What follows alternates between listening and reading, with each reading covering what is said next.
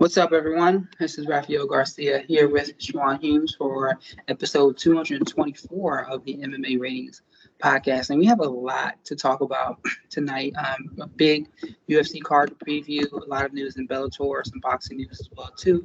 But before we do that, Schwan, I want to let everybody know how you're doing on December 8th. Not too bad. Today, actually, I didn't have to train anybody. So it's the first time in a while that I've actually been home prior to starting the show instead of just getting in 2 or 3 minutes ago. But outside that, it's been pretty cool. A couple days. There's one day I was out there and it was 30 degrees. These people still sent their kid out to go, get their workout outside. And I'm like, this is nuts, dude. So I was out for 3 hours straight, just 30-degree weather, running drills with kids. And I'm like, this is ridiculous. I don't understand why y'all's parents got y'all out here at this time, but because man, it's another version of daycare. Yeah, I guess some of them I think it is. Some of them they really want their kid to have a shot. I guess their kids it's if your kid you had a kid and they were complaining nobody ever believed in me and I want to just start this little business, and so you put them in this position and they're like, oh, I don't feel like getting up today. You're like, nah, you're gonna get up and you're gonna do this because I had to hear about it for so many weeks or months or years. So now that I set this opportunity up for you, you are not going to be sleeping through, or I'm too tired to, or I don't feel like it today. That's kind of how I look at it. So we got quite a bit to talk about tonight. Let's go ahead and jump into that. Before we do, as always, I want to thank everybody for taking the time to listen to this show. As always, please be sure to like, share, and subscribe our content wherever you may see it. You can go over to MMARatingsNet.com first and foremost, because that is our flagship platform. If you are interested in our podcast, you can check us out on social media at MMA Ratings Net on Instagram and Twitter. And you can check out all our podcasting channels at Apple Podcasts, Breaker, Google Podcasts, Radio Public, Spotify as well. And you can go over to YouTube at MMA Ratings and check us out there too as well. I'm on social media as @RGarcia_sports. Schwan is at Black Jordan Breen, and we are definitely always sharing plenty of content there. So let's start and hit up what we have coming up on Saturday with UFC 269. And this is a very big UFC showcase. I feel like it's the first big one that's felt like this in a little while. I may be wrong about that, but I'm actually really interested in everything that I see across this card. So we have 2 title fights and a bunch of other important fights as well. So Schwan, let's hit this title fight, the first one, or the main event first and foremost. We have Charles Oliveira versus Dustin Poirier fighting for the 155-pound title that Oliveira has won. He won the vacated title after Khabib let go of it, defeating Michael Chandler earlier this year in the third round of their fight. I don't really remember, but he finished him via strikes. And he's going up against Dustin Poirier, an individual that many people kind of consider the uncrowned champion, which is something we will have to discuss tonight. But this is excellent matchmaking. I'm still kind of surprised we live in a world where Charles Oliveira is the lightweight champion. Looking back to when he began, you probably would never have thought that was going to occur. But this is where we are today. So, Schwan, let's start from the top. What are your thoughts about this fight here? It's pretty interesting just because you haven't seen Dustin Poirier versus somebody else in quite a while. So that's a big adjustment. I think it's a very good matchup as far as both guys can expose certain weaknesses in the other. In the case of Dustin Poirier, when he's faced more dynamic type athletes, he hasn't done great. Michael Johnson, I know that was a while ago. That was lost. Conor McGregor, when he first lost to him, Khabib Nurmagomedov, I can't talk today. That when he lost to him, even the fight against Justin Gaethje, early on, Justin Gaethje was able to do a certain amount of work and have a certain amount of impact on Dustin Poirier. He's not really a fast starter. He's more of a guy who works his way into finding his rhythm, works his way into finding his range. And early on, more guys who have a little bit of dynamic aspects to their game and guys who are a little bit more aggressive tend to get to him early on. Even Dan Hooker. Dan Hooker got to him early. He's the guy who you can get to very early. And Charles Oliveira is very long, very explosive, hits pretty hard, and has a pretty balanced skill set of strikes, not to mention his wrestling and his submissions. So early on, I think he could probably get to Dustin. And then on the flip side, a lot of the wins that Charles has had recently, he hasn't faced a guy who's had a very balanced and deep skill set as far as the striking goes. And while Dustin isn't a great kicker, his boxing and his setups and his footwork and his ability to hook off the jab, set everything up with jabs, throw combinations, and kind of walk guys into punches or pressure guys with his footwork and then finish them with punches is something that Oliveira hasn't faced in a while. We know Tony Ferguson. Ferguson doesn't have great hands. Chandler is more of an attribute-based striker. And then you start looking down the list of people Oliveira's beaten recently. He hasn't really beaten a lot of guys who were sound, nuanced, experienced, seasoned strikers against a certain caliber of opponent. That's something Dustin Poirier is. So some of the advantages he's used to having, some of the openings that he's used to have, and some of the things he's allowed to get by because guys couldn't punish it because a lack of footwork, a lack of positioning, a lack of combinations will now be exposed, or at least at the very least challenged by Dustin Poirier. So it's very interesting how they're each other's kryptonite in a sense, but they also, due to the limitations of each fighter, it might not be possible for them to fully exploit it the way they would like to, exploit their opponent's weakness. Something I was really thinking about today, as I listened to a lot of people talk about this fight, obviously they talk about the strengths that both fighters have, and the general consensus seems to be that Dustin holds the advantage in the striking space, and Charles holds it in the grappling space. There's two questions. Well, one question I want to ask is, where is the gap bigger? Does Dustin hold a bigger gap over Charles when it comes to the striking, or does Charles hold a bigger gap over Dustin when it comes to jiu-jitsu? I think the gap in the jiu-jitsu and even the wrestling is bigger than the gap in striking. I've seen guys. Michael Johnson isn't a great striker, and you can say it was years ago, but the fact of the matter is, he still got to Dustin Poirier. Daniel Hooker, for the improvements he's made, Daniel Hooker isn't exactly the most technical, defensively sound, or offensively savvy fight striker you've seen. At least not a striker I've seen. Maybe it's other people, but to me, he's not great. And he had moments where people thought he was going to finish Poirier. Conor McGregor basically came out not striking MMA, basically came out purely boxing, and by Dustin Poirier's own words, Conor McGregor had him in trouble early in that fight. In fact, until those leg kicks took Conor McGregor out of it, most people watching the fight felt Conor was in complete control with his strikes, with his boxing. So it's not that Dustin's really untouchable. He's not a guy he's hard to hit the way you want to, maybe with kill shots, maybe to put numerous combinations on him, but he's not hard to get to if you're aggressive. You have some attributes like either you got a chin, so you're willing to walk right in and take his fire, or you've got some length and some speed. Charles Oliveira has some length and speed, and as far as their striking, Dustin Poirier, once again, I mean, I don't know that he's been much of a body kicker. I mean, obviously there's the calf kicks, but he's never been like a legendary leg kicker or body kicker or head kicker. He's not particularly great with elbows. If I look at, he's faced a better caliber of opponent, and he's been able to impose his will and impose his skills on a better caliber of opponent. But as far as the guy who's shown a little bit more width in his striking, Oliveira's probably shown a little bit more balance in his striking, and Oliveira would still be the faster. I don't know that he's a harder hitter, but he's more explosive. He's the longer guy. He's faster, and he throws a little bit more variety. So I think the variety and the athleticism can balance out the striking. Dustin is a much better boxer. I don't know that overall he's a better striker, whether it's offensively or defensively. As far as the grappling, Dustin's never really out-grappled anybody of any note, or he's never finished a fight with any grappling where you said, wow, Dustin Poirier has really crossed the line. I mean, who's he just dominated on the ground and finished where you're just like, wow, Dustin's a different caliber of opponent. He's never done that, even against guys who were solid guys like Jim Miller. He didn't just have his way with him. Against Conor McGregor, we can say he wasn't just able to control Conor and get him in position and finish him, even though everybody says Conor's submissions are so suspect. Dustin never was really close to finishing him. And when he was put on his back and under duress against Khabib, he wasn't able to survive either. Now, Khabib's more of a physical presence as far as his strength and his durability and the pressure he applies.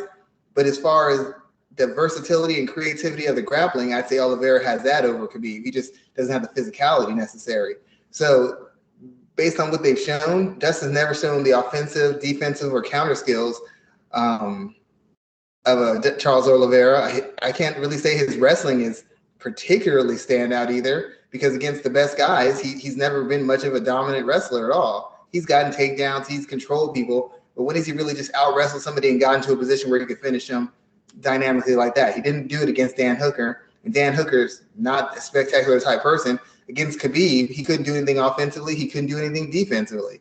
And even against Conor McGregor, once again, he landed some ground and pound, but he didn't finish him, for one. And two, he wasn't completely always able to control him. People tell me he grabbed the gloves and all this stuff. People cheat in fights all the time. That happens all the time. So I can't dismiss the fact that he was only able to do so much work against guys who are known to be lacking in that submission area. Whereas Charles Oliveira he's taken great strides defensively, his positioning, using his length correctly, and setting up his strikes instead of using his athleticism. So the gap in striking to me isn't nearly as wide as the gap in wrestling or grappling. And that's just based off who they finished, how they finished them, and how often they've been able to exploit holes in that area. Dustin Poirier hasn't had 11 years worth of guys avoiding the ground or submitting guys or controlling guys on the ground like that. He's had most of his success on the feet. Oliveira's had some success on the feet, but as he's gotten more schooled, more disciplined, and more technical, you've seen a more refined Oliveira. You've seen him take 2, 3, 4 steps forward. I don't know that I've seen 2, 3, 4 steps forward as far as Poirier in regards to his wrestling or his grappling. It's interesting that you put it that way, because I'm just looking at his record here, and I'm trying to figure out who was the best jiu-jitsu player he's beaten.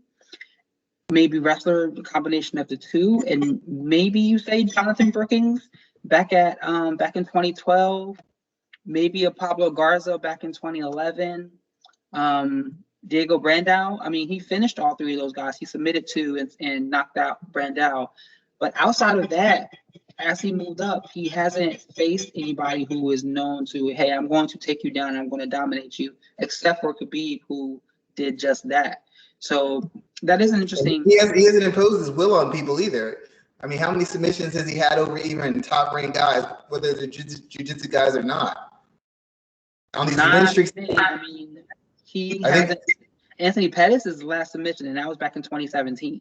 Outside of that, he has not submitted. It was 5 years before that he submitted someone. Anyone else he finished was by TKO.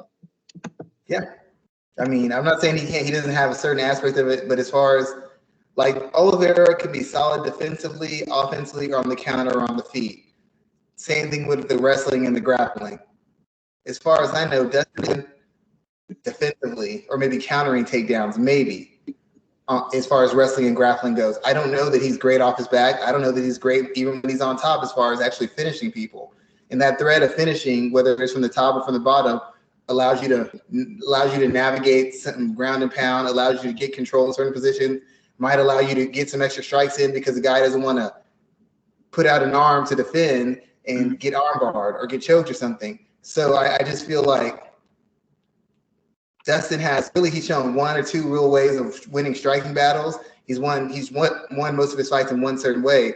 Oliveira's shown a lot of width. He's submitted people. He's ground and pounded people. He's knocked them out on the feet. He's knocked them out with the hands. He's kneed them. It's like he's done a combination of things. He's shown more variety. Now, he hasn't shown it against the same caliber, but he has shown more variety and more depth of skill than Dustin Poirier. Dustin Poirier's got like 1 to 3 things he does, and he's done it at an extremely high level.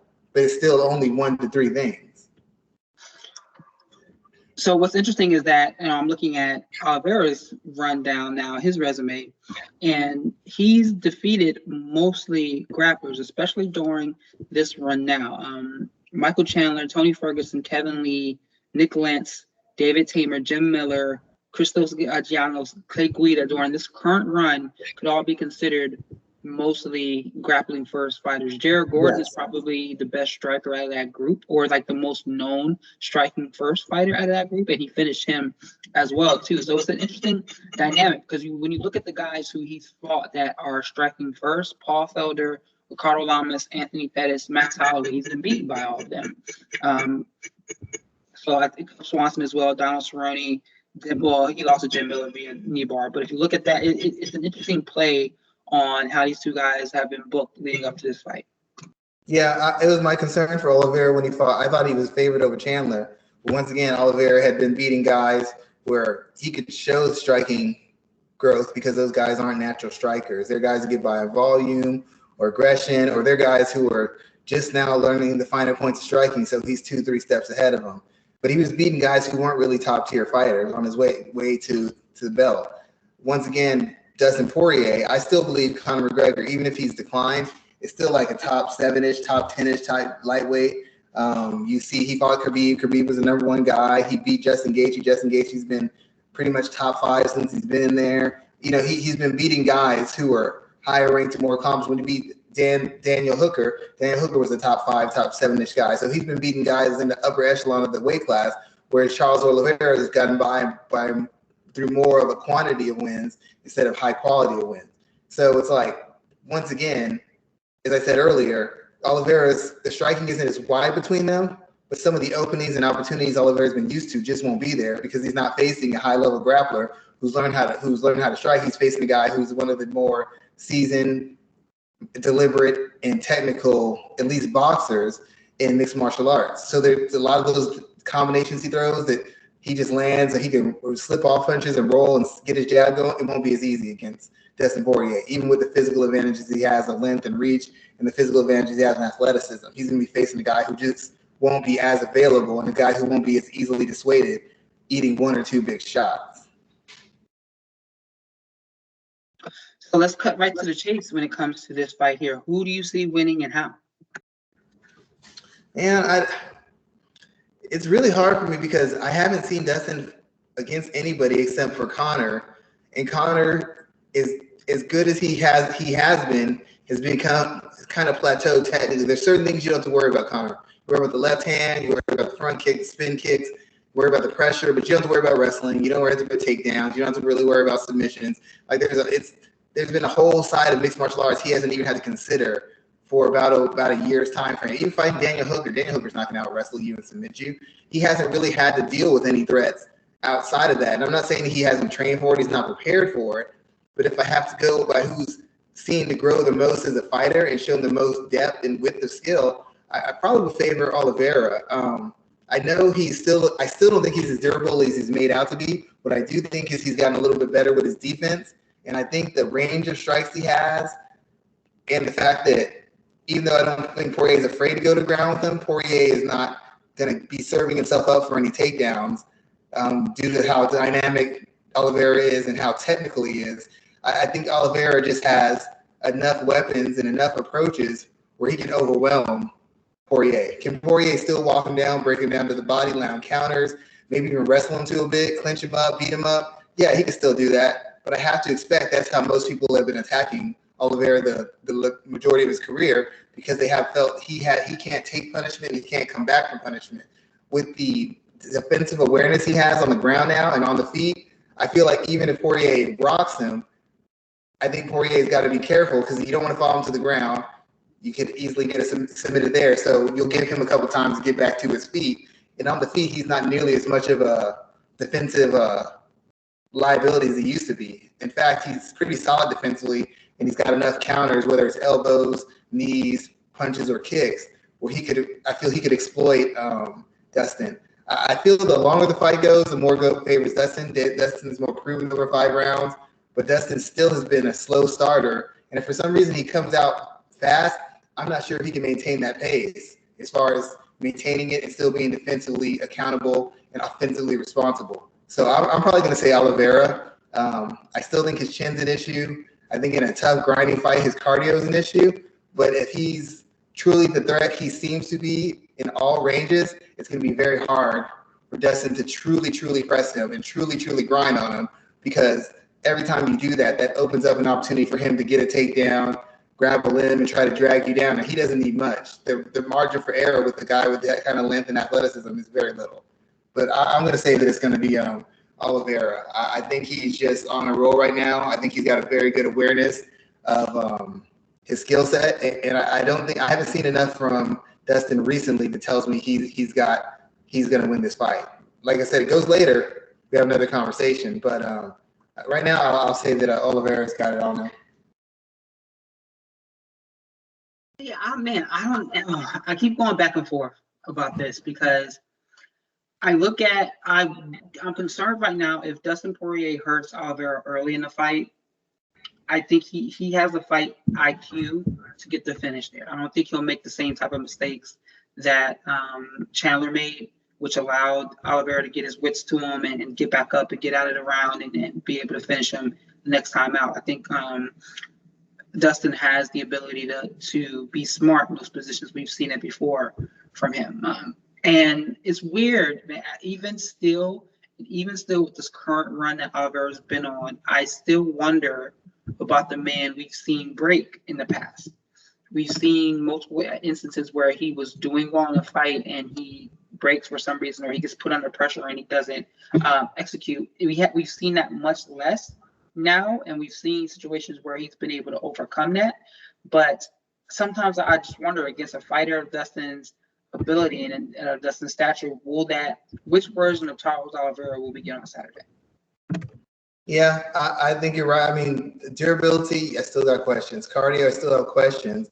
It's just he seems to be a little bit more measured in what he's doing. He used to just get countered easily. He used to just get backed up easily. He used to just not have much of a setup or structure to his striking. It was just that he's long and athletic and aggressive. But now I see more of a deliberate, a little bit more patience, a little bit more deliberation, and a little bit more balance in what he's doing. And that's what I'm basically hanging my hat on. I don't think that he's beating the caliber of guys that just Dustin Poirier is beating, but by the same regards, Dustin Poirier is beating a high caliber guy. He's also been through a lot of high caliber wars where he's taken as good as he's given. So while we could say that just maybe this peak of Oliveira isn't real, you have to wonder if this extended peak of Poirier on this run he's been on is real as well. At what point do all those wars catch up? It's not even a matter of IQ. It's what happens when he's a half second slow. And I still go back to the fact that if he gets taken down, there's any reason to believe that he can tie Oliveira up, much less submit him, much less counter him at all. And if he takes Oliveira down or knocks him down and finishes him, even then, even if he's in a position of strength, Oliveira's a 50-50 threat from the bottom. He's a 50-50 threat from the top. He's a 50-50 threat in scrambles and on the feet. At worst, it's a 50-50 fight call. Difference being Poirier's power and his durability. But as far as what they've shown recently, I still think there's aspects of where you can attack Poirier and you can exploit the somewhat one-dimensional aspect of his striking. Good stuff there, sir. That's a good breakdown. Let's move to the second title fight. Mena Nunes versus Juliana Pena. And this is her first defense of the bantamweight title in 2 years. Excuse me.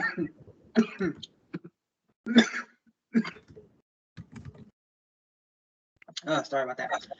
So this is her first title defense of the bantamweight belt in 2 years. She's been steamrolling everybody. Juliana Pena is 2-2 in her last 4, and many people see that she kind of talked her way into this fight. She's been someone that has been very good about talking herself into situations since her time on The Ultimate Fighter, and now she's in that position for a title fight here. And a lot of the analysis I'm seeing heading into this fight is that for Pena to win, this has to be a ground-based battle where she can use her strengths and perhaps wear Nunes out across 25 minutes. A, do you see that happening? And B, what if not there, what are her best chances of winning? I don't think it has to necessarily be a ground battle. I just think it needs to be a pitched battle. Everybody keeps telling me that Amanda Nunes, and I know people in Amanda Nunes' camp, and I've had this argument with them before. They keep telling me her cardio is better. I'm like, yeah, her cardio at 45 is fine when she fought Spencer, but the reason her cardio looks so good at bantamweight is because she's finished everybody so quickly. Miesha Tate got finished quickly. Ronda Rousey got finished quickly. Who else? Holly Holm got finished quickly. She keeps finishing people quickly. When she's been forced to fight past a certain round at a certain intensity, she has not looked well conditioned. She has not looked dynamic. When she fought Valentina the first fight, she rocked her, almost finished her, and basically for the rest of the fight, it was 50-50. At the end of the fight, she was still hanging on for dear life as Valentina was trying to finish. Against Durandamy, she came out to a big lead, had Durandamy hurt, and then the second round, she had nothing left. Durandamy beat her from pillar to post. And at one point, even though Amanda's a black belt and she's untouchable and nobody can beat her, there were people in the crowd and on Twitter who were actually concerned that Amanda Nunes was going to get finished by a triangle by Jermaine Durandamy. And that's because Amanda gassed. Amanda, when she isn't able to finish dynamically and quickly, is not the same fighter. It's why she lost against Kat Zingano. It's why she struggled against Valentina Shevchenko. It's why she struggled against Jermaine Durandamy. And in fact, Holly Holm had the same game plan. When she fought Holly Holm, she kept taking Holly Holm down because she knows she can't chase Holly Holm all over the cage for 5 rounds in a high-paced fight. She can't do that. She'll burn out. She won't have enough energy, and Holly Holm just does not get tired. So she kept taking her down, and Holly Holm knew she was trying to slow down the fight and impose her will. So Holly Holm got back up. She took her down, got right back up. Only difference is she caught her in transition and finished her. But Holly Holm was trying to push the pace. That's all Jillian Pena is going to do. She's going to try to push a pace with Amanda Nunes. Because once if Amanda sells out to finish, or Amanda has to fight at pace, she's not the same fighter. She hasn't fought in this weight class in 2 years. She's been living it up. She's taken time off, had COVID, fighting at 145 twice. Now she's got to drop 10 pounds down. Does she have a better skill set than Juliana? Much better skill set. Does she have a much better resume? Much better resume. Much better athleticism? Much better athleticism. But I believe that Juliana Pena, and I wrote an article that I put on MMA Ratings, 7 things you need to know about Pena versus Nunes. I believe that Juliana Pena thinks that at 35, Nunes is compromised.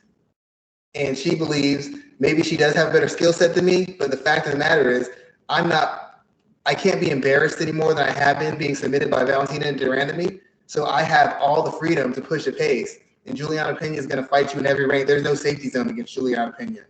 She'll grapple with you. She'll strike with you. She'll clinch with you. She'll scramble with you. So there's no place where you can go where she's going to allow the fight to slow down. So if Amanda cannot get a quick finish or put a hellacious beating on her, and pretty much if she does not finish, we know even if she puts a beating on her, second round, Amanda's going to be tired, and Juliana Pena will not.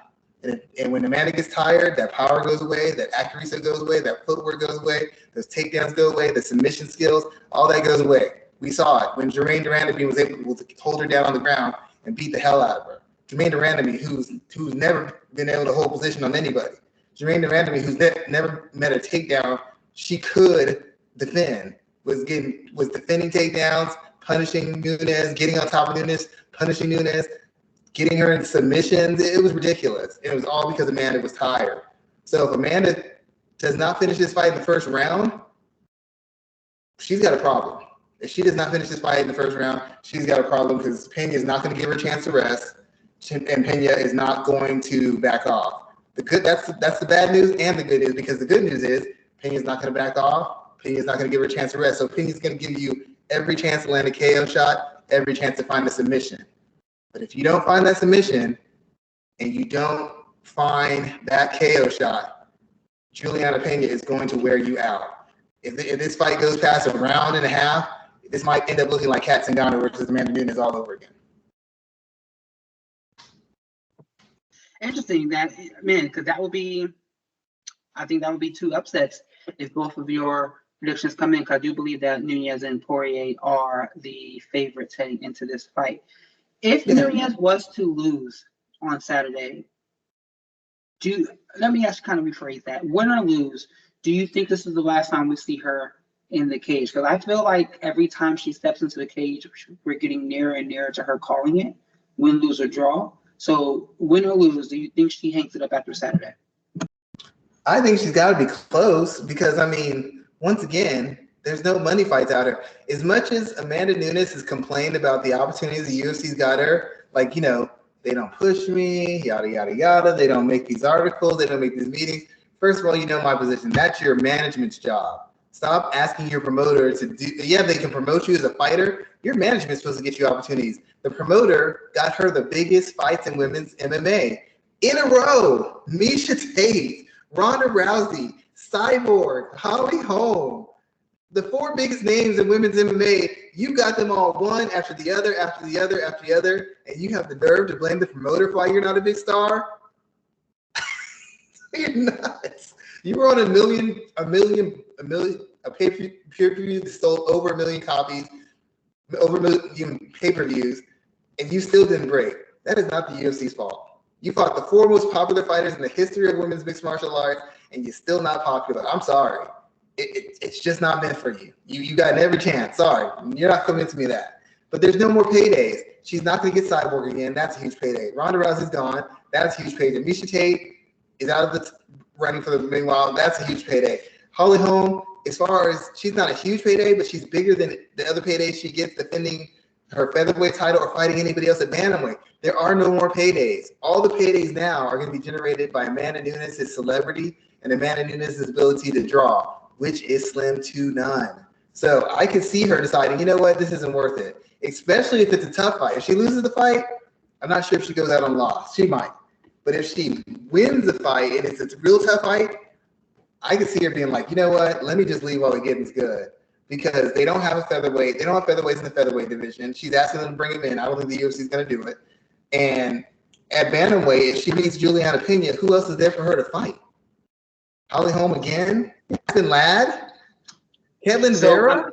I actually gotta get a response to that. I'm not going to fall into the conversation about her being a draw or not. Who's at fault for that? But let me ask you this: does she have a space where she can move into doing some celebrity boxing matches and get some big paydays there? I can't imagine so, because as much as the guys do it, I've not seen one woman really sign up for celebrity boxing. Who's she gonna box? Like, she'd have to go into real boxing.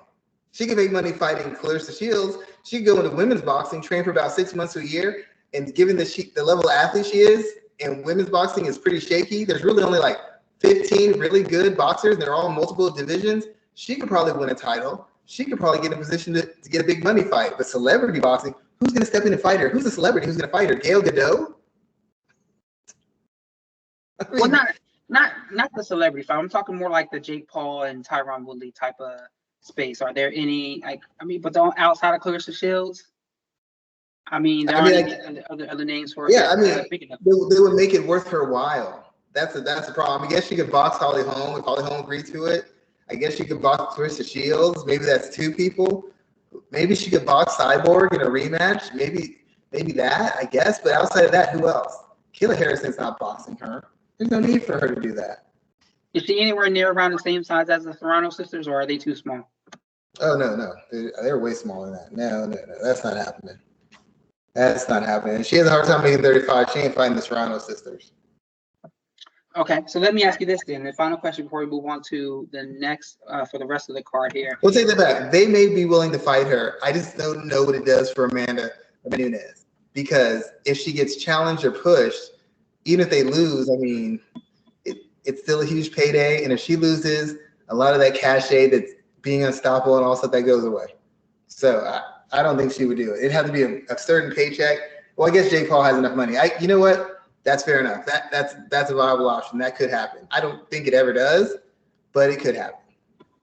So let me ask you this last question, then we'll move on. So let's say Juliana Pena does win. Looking at the bantamweight division, who moves up, or who is like the next woman up to face her and challenge her, or do they finally allow Valentina to move back up? Where do we see that division going next if Amanda Nunes is no longer at the top? Probably Ketlin Vera, maybe. They have a lot of options. Ketlin Vera, Holly Holm would be interesting. Miesha Tate would be interesting. She'd probably have to get a win. I could see them saying, you know what, if Nunes doesn't want a rematch, they could just pull Valentina up there, because that'd be a fight of her trying to come back to bantamweight to finish the job she started, and it'd be a chance for Juliana Pena to, rewrite history and beat Valentina this time, because she could be like, Nunes beat you twice. I defeated Nunes. If you want to be the best pound for pound, you got to come see me. There you go. Sell the fight perfectly. Not once again, that's not either. There's no big money makers in bantamweight right now. So the best thing about it is the whole division opens back up, because Juliana Pena has won as much as she's lost. So instantly you have Jermaine Durandamy, who could be like, hey, I want a shot now. Valentina Shevchenko could move up. Miesha Tate, Holly Holm, you got a lot more interest, because even if she wins, she would be considered the most vulnerable champion in the history of mixed martial arts, because of how she's lost to Valentina and lost to Durandamy. People would consider her a somewhat flawed and very vulnerable fighter. More people would be speaking up to challenge her than they did Amanda Nunes. Because Nunes will put you on a highlight reel. Pena might beat the hell out of you, but she's not going to really embarrass you like that. That's not the kind of fighter she is. Good stuff there, sir. Let's move on and let's talk about the rest of UFC 269 because there's a lot to really look at on this card and that's worth talking about. And we're going to hit some of these pieces quick. I want to talk about Jeff Neal versus Santiago Ponzinibbio. This is the welterweight fight pitting number 14 Ponzinibbio against number 12 Neal. I feel like this is a big fight for both men because the welterweight division is really looking for someone to step up into a space that can help clear out some of these guys that have been around for a little while. That's why you see guys like Hazmat getting such a big push, Sean Brady getting such a big push. Like that's why you see some of that coming on down the pipe here. Who wins this fight here, and who needs to win more? I don't know. I guess maybe Neal. Neal was considered hot shit coming in, and 2 losses when he finally got to step up fights. He lost them, and he lost them pretty badly. So I think he needs to regain some of that momentum because people were thinking as him as a fringe contender, and now people are thinking he's been exposed. Like he already hit his cap fighting those top 15 to 13 ranked people, and he's incapable of doing more because he was against those guys. He got the fight he wanted against Wonder Boy, and he got totally dismantled. His speed, his explosiveness, his power, his durability wasn't a factor in it, and it showed that he was lacking as far as the skill and conceptual understanding to attack or really punish Wonder Boy, who we've seen punished or attacked by other guys. So it's not like we haven't seen it done, and Neal couldn't get anything done against him. And then his other loss. So I think Neal really needs it. Ponzinibbio, I really don't think he's lost as much cachet as people think. A lot of it was put to his inactivity as to reasons why he struggled or hasn't been much of a factor. With Neal, he was active and he was hot. And the minute they raised the bar as far as his competition, he didn't look as dynamic or as impressive or as technical as he did before. So his loss of momentum was based on him not being good enough. And a lot of Ponzinibbio's loss of momentum was a lot of people attributed to his lack of his inactivity, his health issues. So I think there's a little bit more of an out for Ponzinibbio. There hasn't been any out for Neal. He's just been outfought and defeated pretty handily. I mean, those guys made it look fairly easy against a guy who was being considered a potential contender. Good stuff. I just wanted to hit that fight quickly. There's plenty of others to talk about. Kai Kara-France and Cody Garbrandt. This is a big fight for Cody here because he's trying to remind people that he should be considered amongst the title challengers wherever he fights. And this is a part of his move down to 125. And he's facing off against number 6 and in Kara-France here. How do you think this fight goes for Cody? Do we see a guy who is very depleted and very in a shell of himself coming down to 125, or do we see him in a rejuvenated sense and his power still translate? I have no idea, to be honest. I have no idea what to expect from Cody Garbrandt anymore. He even now is still probably close to a world-class talent. When he came in, he was probably an elite world-class talent. And he somehow managed to kind of squander it with the combination of bad coaching, not being move corrected by his team, and seemingly abandoning some of the tools that made him as dynamic as he is. If he's that weight, he's always a factor. I mean, his power and his hand speed was something that was tremendous at a previous weight, and I think he could have knocked out 45 guys. But when you move down, you find out that the blazing hand speed at this weight class is now only very good hand speed at another. I remember when Frankie Edgar used to just move around the cage and guys couldn't stay with him. When he went to featherweight, that wasn't as big an issue. And when he went to bantamweight, guys were staying with him and knocking him down left and right. Jose Aldo, used to be quick off the trigger. Nobody could touch him. As he moved down in weight, that even though he's older, that gap in quickness no longer exists. So Cody Garbrandt, I would expect, he's super fast still, but I don't think he's going to have the gap in speed that he's used to. I think his power, if he holds up and he made it in a healthy manner, should still hold up. But he's used to being able to get away with certain things and throw certain shots and get away from certain things because of his athleticism and his timing. When you move down a weight class and you're facing good athletes, well-conditioned athletes, those windows close a little bit more. You don't have as much of a margin for error. So that might be an issue with him, especially given the fact that he's never taken the best shot, and recently he hasn't been great defensively. But if he can land, he attacks the body, he sets up his strikes pretty well, and he can put 2 or 3 strikes on somebody. I think anybody in the weight class he can knock out. I assume he's going for a highly ranked guy because he does not want to be in that weight class long. I think he wants to maybe get 1 ranked fight, maybe 2, and then get a title fight. I think his idea is to get momentum back, get a title fight that will give him leverage to maybe jump back up and get a title fight at 135. I'm assuming he's going to be fresh and ready for it. He's been talking about it for years, but I have no idea what Cody Garbrandt at 125 looks like. I have no idea that if TJ Dillashaw is in any sort of hint of what he's going to look like, then it's going to be a long, ugly night for him.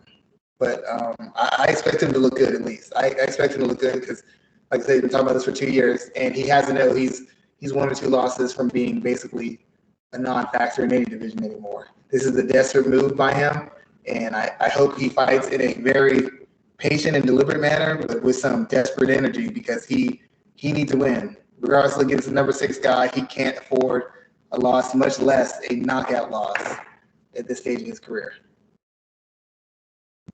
I want to touch on Kai Kara-France really quickly because I feel like he is a guy who, even ranked at number 6, still flies under the radar. What would this big win do for him? It'd be big because it's a name. So, and the UFC likes names, especially if he can knock him out. That'll propel him forward because Cody Garbrandt is still a name. A lot of eyes are going to be on them because Cody Garbrandt's making his first venture into this weight class. I think the reason Kai has never really broken through is because he's not as bad as what happened to Angela Hill, but it's been somewhat of that where he's won fights, the right fights, or maybe he's never won enough fights against the right people to break through. He's always put on a good performance and maybe a so-so performance and then got to a certain level and it's been a loss. He's never been able to build the momentum that comes with a 4 or 5, 6 fight win streak or a dynamic 4 or 5, 6 win streak. He's very skilled. He has a camp. He seems to be listened to his camp. His camp is very strategic. They have a very good understanding of the flow of fighting, the structure of fighting, and how to break down opposition. I don't know that Kai has enough athletic or just fighting talent in and of himself because as it's shown in every camp, you can have a good camp, you can scheme guys, but there's a certain part where scheming doesn't make up for talent or physical ability that somebody has. It's why John Jones is able to do things that other fighters in Jackson Wink weren't able to. It's why Jose Aldo has been able to be more consistent than other guys who are at a really good camp could do. And it's the same reason why City Kickboxing has Volkanovski, who's on a streak, Adesanya, who's on a streak except for 1 loss, and the other guys have been hit or miss. Win 2, lose 2, win 3, lose 2, because those guys don't have the innate all-time great talent, all-time great durability, all-time great athleticism that allows them to make certain mistakes and navigate past them. So I don't know that Kai is talented. In fact, I know he's not as talented as Garbrandt, but I do know he's been better coached over the length of his career, and he seems to be a little bit more durable. And obviously, he's been in the weight class a little bit longer, so that gives him a lot of instant advantages. Once again, a win over Garbrandt, who hasn't had a great record recently, doesn't mean much fighting-wise, but the fact that he has cachet and so many people are going to be focused on this card and so many people are going to be focused on this fight will give him a boost in the rankings and will give him an argument to demand a top 3 to 2 to 4 guy in the division and hopefully get a title fight next. Good stuff there, sir. Like I said, there's a lot to talk about here. The last fight, Dominic Cruz is coming back to face Pedro Munoz. And I feel like Pedro Munoz has been put in a position to be the guy who sees where these older names are. And not saying that he's a young name, he's 35 himself, but he was put in the same situation with Frankie Edgar as well. Same thing with John Dodson a while back and Jimmy Rivera before that. So now he's facing and Jose Aldo as well too. So now he's facing Dominic Cruz, and Cruz is coming off of another long layoff, which is interesting the way people talk about how the layoffs have like offset the injury just because he's been out so long and his body hasn't taken the same amount of damage as some other fighters. But this is a big fight here for both men. How do you see this playing out? And what does it mean for the winner, who is someone of should be considered an elder statesman of this weight division? If Cruz wins, it puts him right back in the talks for a potential title fight. That's been his MO. He's been out for a long period of time, but then he comes back and gets a big win. And that's what's allowed him to stay in the public conscience and allowed him to kind of navigate around his inactivity. I mean, he still got a title fight against Cejudo. Why? Because he's been so impressive in other showings. Same thing when he got Dillashaw, because his previous fight before he got injured, he was so impressive. Same fight, reason he got a highly ranked guy before that, because he'd been so impressive in his other fight. The problem with Cruz is, the benefit of Cruz being injured is as the sport transitioned and he had fighters who could exploit him, he got to navigate around those guys because he just got to watch them from the cage side, make money, build a career, increase his IQ, but not have his legend be dinged by guys who had skill sets and approaches and physical tools that could exploit the holes in his game. That was the good side. He never had, I mean, if he stayed active right now, he'd probably have to face something like a Jose Aldo. I mean, Aldo's whole leg kicking and boxing is much better than Dominic Cruz's. That's the worst matchup for him possible. But he's able to get big wins. And because guys don't get to see, they can only watch film, they haven't really fought him, and he's got to watch them over and over. He has a better understanding of what they do and how they do it than they have an understanding of what he does and how he does it. So he's allowed to maintain his rank because he hasn't had to consistently compete with the better guys who ultimately stylistically are problems for him. The bad part is, even though he hasn't taken punishment, his body has been on rest and recovery, and it's still not working at top levels. I mean, he fought Cejudo, and that was like, what, 2 years ago? Year and a half ago, 2 years ago? So, I mean, obviously his body isn't what it was, and with the style he uses, that requires his timing, his footwork, his balance, his pain to be managed at a very high level, and I don't know that it's at that level before. He wasn't a great athlete in the first place. He can't possibly be nearly as great as he is before then. And then you put into the factor that his style has kind of been figured out. Dillashaw figured it out late in their fight. Cejudo figured it out in his fight. And now you got Pedro Nunes, who's a guy who's got the power and physicality in the approach to kind of cause him a certain amount of problems. If Pedro wins this fight, once again, it's a name fight. It's not great based off his record because he got dismantled by Cejudo, but still, he's considered one of the better guys. It's a good name win. It puts him in the talks back to being a fringe contender for the title. But a win for Dominic Cruz is a better win. It's better for Cruz, and a win for Munoz is better for him because Cruz will instantly be put back in the title talks because of the way he talks, because he's in the forefront. He's always in front of the camera. I think this would be his second fight in a row he would win. So he'd have a legitimate argument to start demanding maybe a TJ Dillashaw, maybe a Jose Aldo, or maybe he could skip both of them and get the winner of Jan versus Sterling. But it's a pick 'em fight just because Pedro has instances where he gets outworked and he won't do enough. And even though Cruz is not a real technician on the feet, nor is he a dynamic wrestler, he is a very smart fighter, and he is a guy who stays busy, whether it's dancing around the cage, transitioning to takedowns, or throwing oddly timed counters and leads. He's a guy who stays busy. So if Pedro can't match his volume and activity, he's just going to get outworked. He might not get hurt. He might not get beat up, but he will get outworked and out-hustled. And I think that's very, very likely to happen unless Cruz's body fails him again. If it doesn't, he should be able to outwork Pedro to a decision win. Yeah, I can see Dominic Cruz getting the victory here, and I'm not sure what that does for him long term. I want to see Cruz versus Aldo in some shape or form. We got to get that fight. And I think if he picks up a win here, we could be that much closer, which would do, I mean, I would watch that 5-round affair on like a Saturday night on a non-pay-per-view event. Cruz versus Aldo as well, but so would Dillashaw versus Cruz. I mean, they still hate each other. I mean, yeah, we've seen that before, though. We've seen that twice, right? But that once, but that's why it sells. True. But I would want to see Aldo Cruz more, and I think that's a closer fight to make. What else are you looking forward to on this card? I mean, we got Miranda Maverick fighting We have a bunch of other important fights as well too. I mean, we have Ryan Hall's coming back. Eric Anders is there. Tai Tuivasa is back as well too. Josh Emmett, Dan Ige. There's a lot to look at on this card. So what are you really looking at the most? I'm interested to see. I know she's not very popular. I know she's been on the rush street, but Jillian Robinson, I'm really interested to see if she's figured anything out. She was considered a prospect, and I really think she had some of the best talent in the division, but she has been unable to progress in her striking and putting her striking and wrestling together. And she's had some very bad losses, and I have to think she's close to being cut by the UFC because of her lack of progression and the fact that they've set her up to take the next step multiple times, and she has never been able to turn the corner on that. So I'm very interested to see how that goes because she was considered one of the future people in the division, and she's almost an afterthought now. So in most of these other fights, it's guys who are established, who are going to have impact in the division.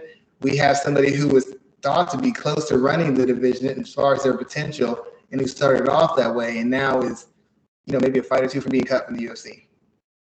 I think they're both fighting for their jobs. Her and Priscilla Cachoeira, I think they're both fighting for their jobs on Saturday. But this is a good card. Like, this is the type of fight card that fans should want to sit down and watch from start to finish. And there isn't really anything to pick apart from this showcase. So I'm glad that we're getting this at the end of the year. I think this is a good way for the UFC to go about closing out 2021. Let's switch gears because we have a lot of action to talk about from this past weekend. We have Sergio Pettis picking up a big win over Kyoji Horiguchi. So he was losing just about every exchange of this fight into the fourth round, where he landed that spinning back fist that knocked Horiguchi out clean. What does this fight say for both men? Does that outcome for Horiguchi, the fact that he was winning so handily before he was finished, does that mean he should get an immediate rematch? Or are we looking at a situation where if they were to fight again, Pettis will be able to figure it out and get the victory that second time? We'll get the victory again. Well, they're supposed to have the Grand Prix, so I don't think they'll have an immediate rematch. Yeah, we're going to be talking about the Grand Prix in a second as well too. But if that wasn't there, would you book a immediate rematch? I mean, it's the biggest fight to make. There's no other fight that's really going to sell as nearly as well as the fight between Pettis and Horiguchi, just because of the way it finished, the drama behind it. Now people want to know, can Pettis pull the magic out again, or did Pettis figure something out, or will Horiguchi just go back and outclass Pettis once more? I know Horiguchi's team isn't terribly worried about it. They feel like he made a mistake, and they honestly feel like Pettis just got lucky, to be quite honest. They're like, there wasn't an exchange he won. He couldn't stop the takedowns, really. He couldn't dictate where the fight took place. He couldn't really hurt him. He couldn't really back him off. He couldn't really get away with him. I mean, outside of that one strike, Pettis didn't do anything of note to win a minute of that round. So I don't know how Horiguchi would not have confidence. He's been knocked out before, or not feel like the fight is very winnable. If anything, I wonder what Pettis' real thought process is, because you can lie and tell yourself, well, I made some adjustments and he wasn't doing this and doing that. But the fact of the matter is he was still winning that fourth round. If he doesn't land that shot, that's 4 rounds in a row. So while the fight wasn't tremendously dramatic, the way it ended and turned so quickly gives you an instant storyline, gives you something you could build off before you could have an instant rematch. But as far as the competitiveness of it, it just wasn't very competitive. I don't tend to think that Horiguchi is damaged goods. Some people think his durability may not be what we were told it was, but the way Pettis threw that kick and missed and spun around with full momentum, that knocked out almost anybody. Most people get knocked out with spinning back kick fists like that. So I can't even say that it means Horiguchi's chin is gone. And he didn't take a beating previous to it, so he should be actually pretty fresh. Those flash knockouts aren't as damaging as the ones that come after an extended war. So you could have an immediate rematch, and I would still favor Horiguchi because Pettis did not show me anything athletically or technically that says he can win that fight. So then that'll lead us directly into talking about the Bellator Grand Prix, where we have a hell of a draw here. Let's look at this entire group. So we have 8 guys. We have Sergio Pettis, Kyoji Horiguchi, Juan Archuleta, Raphael and Stotts, Patchy Mix, Magomedov, Leandro Higo, James Gallagher as the 6 men or 8 men, excuse me, to take part in this contest. From that lineup, who do you think is the favorite and why? I'd say Horiguchi, if not him, maybe Pettis, just because, like I said, he's a better athlete. He's got the best resume. He's actually been a guy who's had to fight through adversity. Most of these guys have not really had a lot of adversity in their time in Bellator. It's been pretty much one-way traffic. And he's faced wrestlers, he's faced strikers, he's faced submission guys, he's faced great athletes, he's faced great technicians. If his chin is still in place, I still feel he's the superior fighter. He's got the knockout power. I feel he could finish his submission, and he's a good enough wrestler where he can defend with in line with his footwork as a striker. He can defend and punish takedown attempts, and he has enough movement and power that if a guy doesn't have a certain pedigree on the feet, they'll never really get in a position to really take him down. And he's out wrestled bigger guys from bigger weight classes who got established wrestling credentials. It's hard for me to pick anybody outside of him. I guess Pettis. Who's the other guy? Magomedov. Who's that guy? Magomedov. He might be another favorite. I could see. Patchy Mix, his cardio is really bad. He gets by on his athleticism. Pettis, as good as he can be, doesn't have athleticism and isn't super durable. Gallagher does not have athleticism and isn't super durable. And Archuleta is a guy, who's very durable, who's very seasoned, and fights at a grinding pace. But he's got harsh limitations as far as his defensive ability, his offensive depth, and his athleticism. So he can grind against certain component. He's always going to be able to grind them out. But against the better class of guys who have as much physicality as he does, when his physicality is a determining factor, he doesn't have the speed, athleticism, or skill to turn fights any other way. So I would say Magomedov and Horiguchi are the favorites. Who's the dark horse? As weird as it might sound, probably Sergio Pettis is the champion. I was actually going to say that was going to be my answer as well there too. Imagine being the champion of a promotion and you're the dark horse in a tournament. Yeah, that's really something. But I mean, I get it because people were expecting him to lose on Friday, and he almost did for 4 rounds of that contest. So I totally understand how that's the case. Let's talk about the other big fight from Saturday, where Jose Aldo picked up a win over Rob Font. Aldo, man, he's not the same guy that was the world beater back at 145 decade ago. More than that, a little bit more of a decade ago, but he still knows how to get the job done. He is in my opinion, is an example of an NBA player who is 15, 20 years in the game, where they can't beat you over athleticism anymore, but they've refined their game to know how to draw fouls, to know how to get to the free throw line, to know how to back it down, etc. They've added to their game over the years. What did you see from Aldo on Saturday that shows you that he's continuing to improve upon his game in a way that he can win at this point?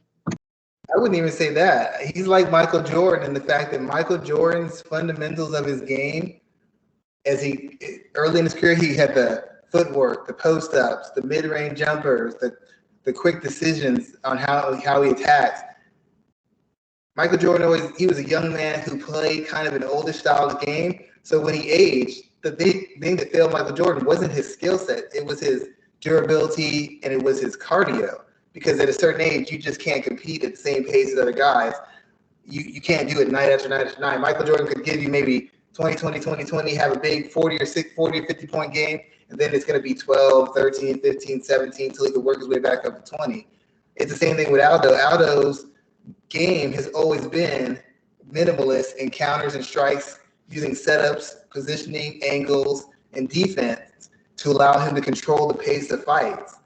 He never really fought at a crazy pace. He was never really super busy or super active with pressure. He always kind of fought at a slow down, deliberate, technical, patient, accurate pace. He's just doing that now, except now it's more of a necessity because if a fight gets out of hand, he doesn't have the energy reserves to draw on to pull away or even to hold serve. That's what happened against Peter Yan. It's ultimately what happened against Marlon Moraes. The fight against Font was Aldo. He was a little bit more assertive in certain spots.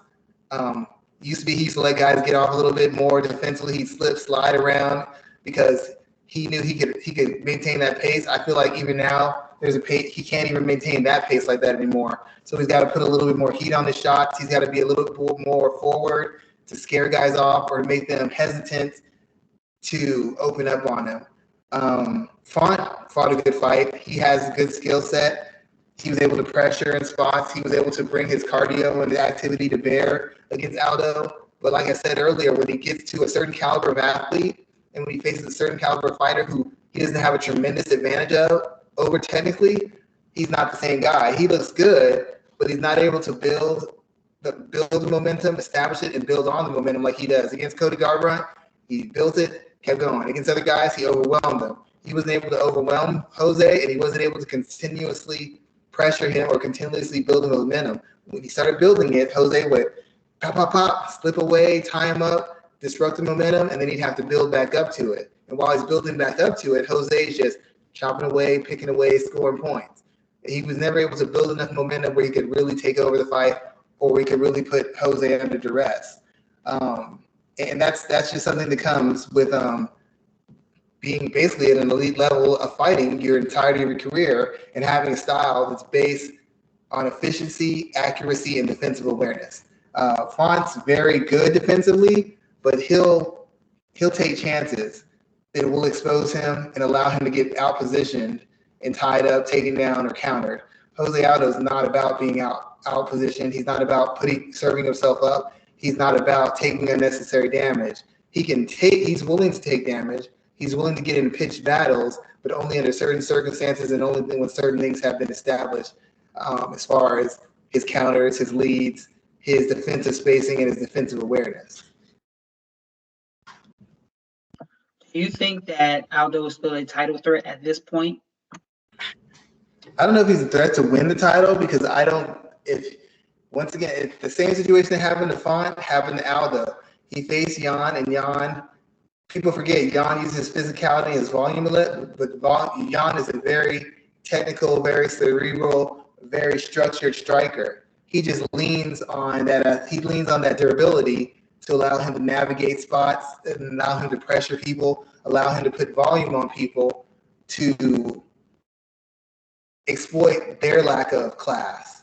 And even if they had, and in the case of Jose Aldo, who had the technical class and awareness to still be defensively sound at a certain point, when there's so much volume or so much pressure on you, there's going to be mistakes. Now, somebody else might make 5 to 7 mistakes. Jose Aldo made 1 to 2. When you're facing a younger, fresher fighter who hits hard and is technical, those 1 to 2 mistakes turn into 2 to 4, turn into 4 to 8, turn into 8 to 12. Next thing you know, the fight's over. So is he a threat to get back to the title fight?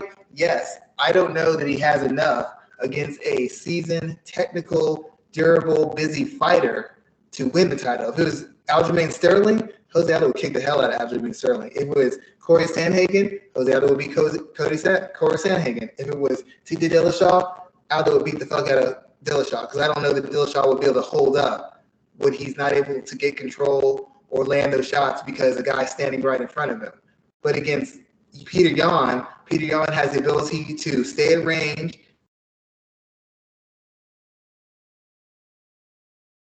walk Jose into body shots and walk him into hooks and right hands. But he also has the ability just to bite down, take whatever Jose has to offer, and if he can't get to Jose immediately, he can take 2 or 3 rounds, a straight punishment, just to push a pace, just to land those shots on the shoulders and on the elbows and on the arms and on the chest that'll eventually cut into Jose's gas tank, which will start slowing his reactions, slowing his footwork, slowing the amount of movement he has in his feet, and eventually end up with him getting bowled over with the physicality and the power.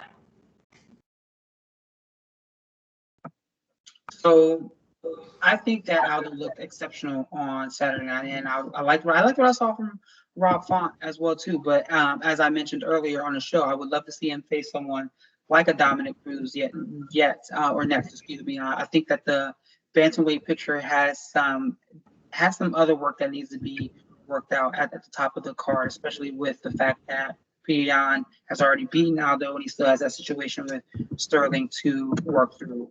Now, he already beat Sterling too. He already beat who? I said he already beat Sterling too, if we're actually being real. I mean, yeah, he was clearly winning that fight hands down.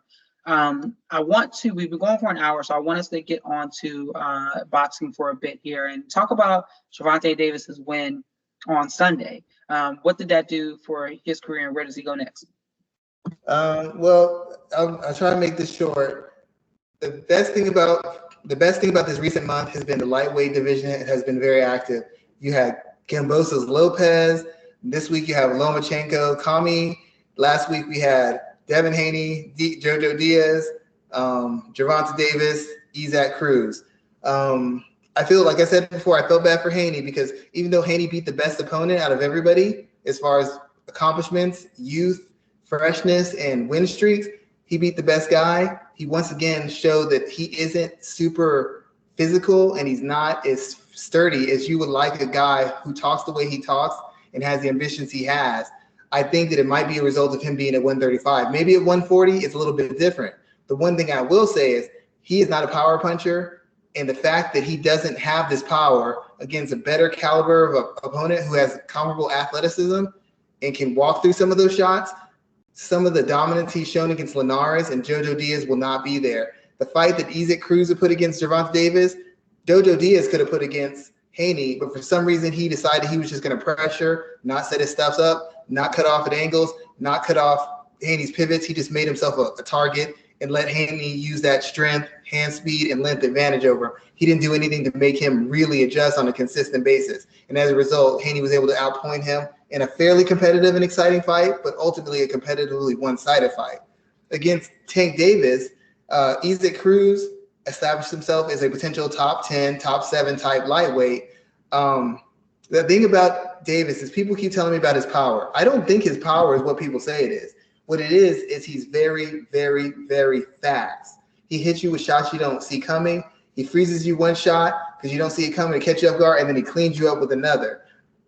Ultimately, I think that's what's given him his biggest success when he moved up to fight Barrios at 140, when he fought Leo Santa Cruz, and when he fought Isaac Cruz. Cruz couldn't match his speed, his hand speed, and Cruz likes to fight with pressure and physicality, but he's not really a sharp boxer. He's more of a get in your face, attack the body, throw big, huge shots, break you down to the body, and then overwhelm you with the shot.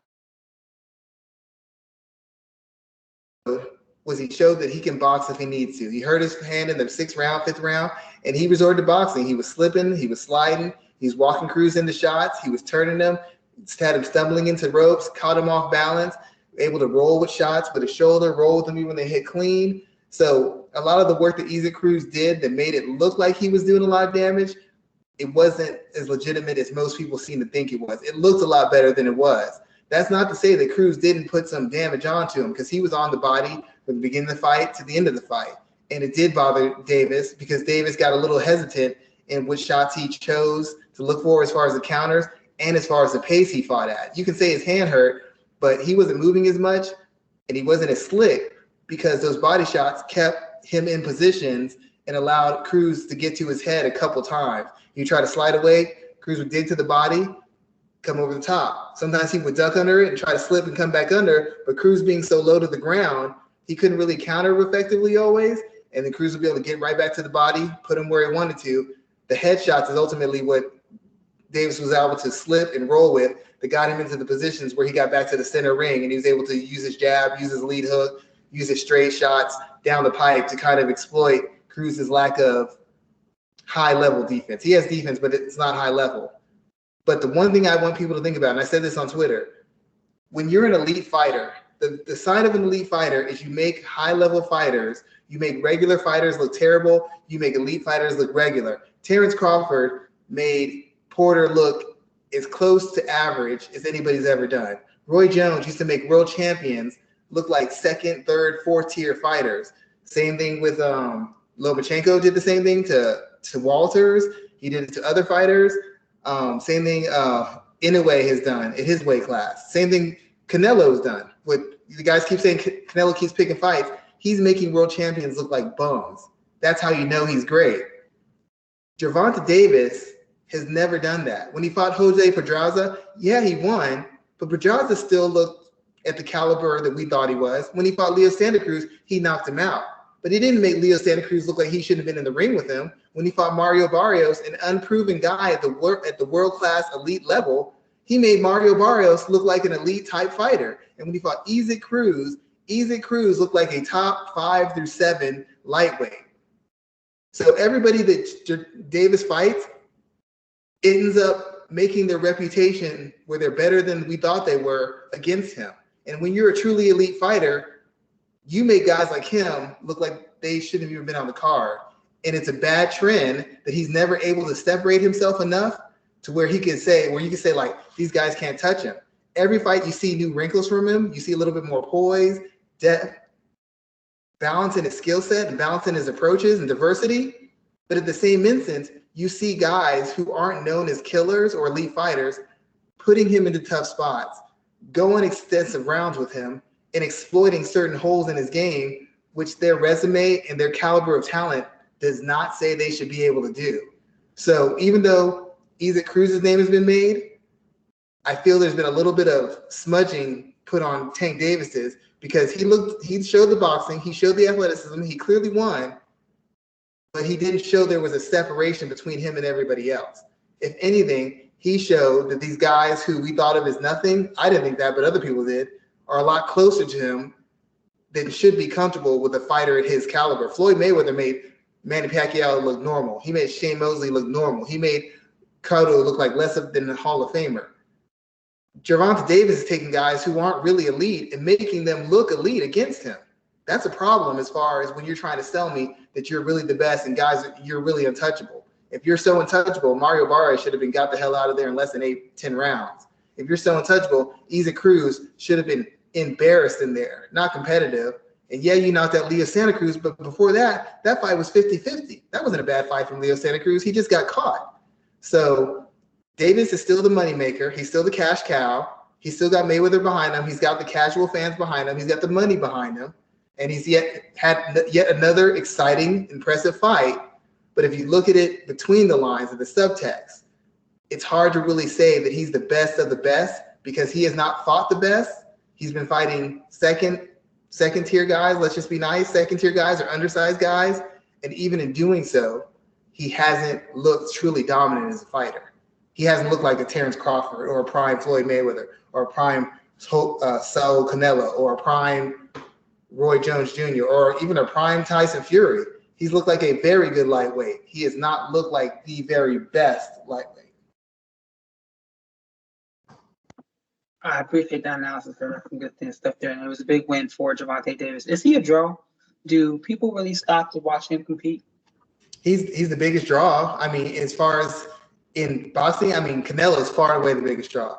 But Gervonta Davis, he's not like a Floyd Mayweather draw, but as far as everybody else, Devin Haney doesn't have a fan base. Teofimo Lopez really doesn't have a fan base. Lomachenko has one, but he's never been a pay-per-view guy. Lomachenko's probably got something comparable, but as far as the guy who gets the most attention and draws the most attention, Gervonta Davis is probably the biggest guy in the division, and that's why people want him, not because he's proven that he's the best. He doesn't even hold all the belts. It's that he's the guy that fans think is the best because Floyd keeps telling them that, and he's the guy that's considered the cash cow in that weight division. He probably gets the most money. He has the most money behind him, and he gets the most promotion out of anybody. So guys keep mentioning his name, even though he hasn't beaten an elite guy. All the guys who were considered elite in his division, Ryan Garcia, Devin Haney, Cambosos, Teofimo Lopez, Lomachenko, he hasn't fought any of them. He hasn't even fought a Jojo Diaz. He hasn't fought a Jorge Linares. So it's his appeal and the way he's packaged and the way Mayweather has moved him that puts him in people's crosshairs.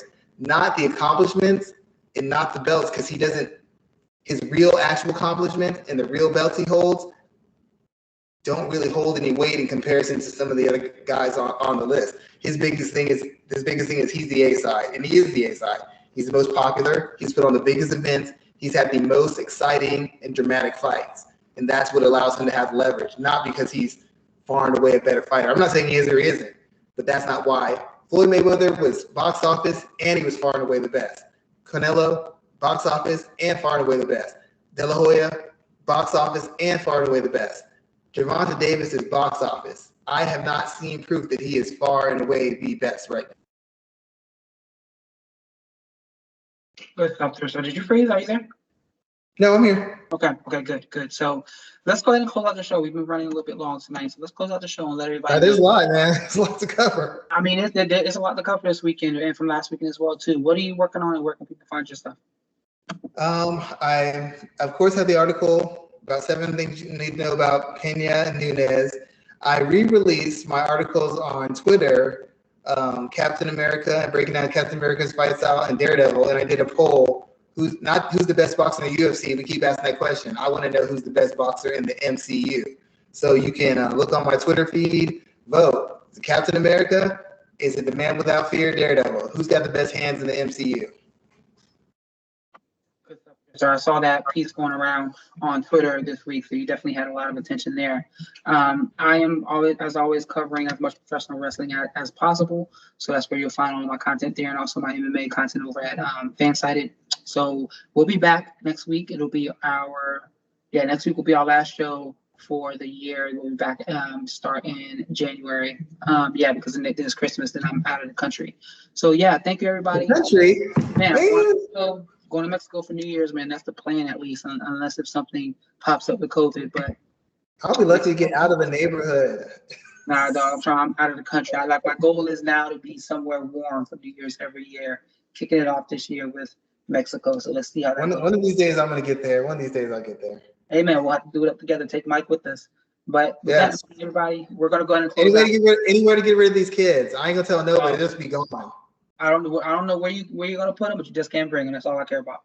Hey, so we'll be back next week, everyone. Thank you for joining us today, and then everyone have a great weekend and stay safe. All right, have a good evening, everybody.